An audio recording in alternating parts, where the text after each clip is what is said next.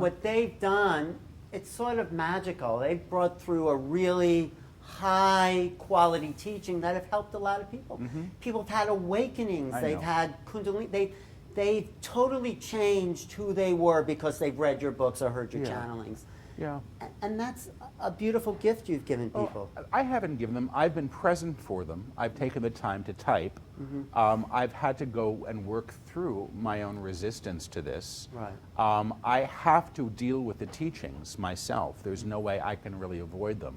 So even when I'm not living them as fully as I'd like, they're very present in my life. But you mentioned the effect that the book has on people, and I should mention this. Yeah. The books, you see, my guides work with energy. It's not just information. So when I do workshops, there's a very palpable energy that fills the room that people can actually feel.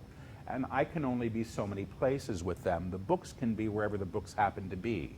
And the guides said in the first book and in all of the subsequent books, the books are energetic attunements that work directly on the reader. So people are reading these books, and they say there's two books. There's the words on the page, which will give you an intellectual context for what you're experiencing, and there is the real book, which is, they say, encoded in a language. So people are reading the book, and if you go to Amazon and you read the reviews, people are saying, I'm reading the book and my body's vibrating, I'm reading the book and I'm seeing auras. You know, my favorites, I'm reading the book and my husband is changing. I like that one. But that's what you're talking about. So there's a lot of phenomena attached to the books, which I'm grateful for. You know, it's true, because when I first got the first book, I Am the Word, I flipped through it a little bit. I didn't get anything, and then I sat down and read it from the first page, and it's like, wow, I'm feeling this vibration coming.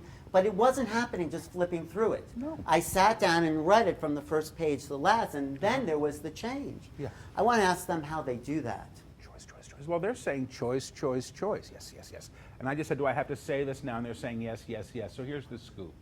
When I channel, I whisper the words as they come and repeat them. So there's a repetition that's involved.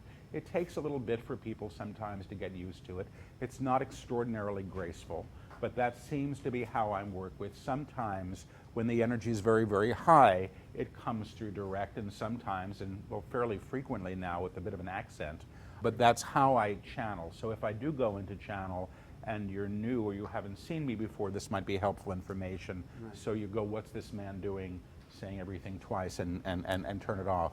Because you hear it, or the dictation is the whisper. The whisper is the transmission itself, and then it's almost like it fills me twice. Right. And now the whisper isn't loud enough to be heard in most cases. I'm mic'd now, so it may be in this space.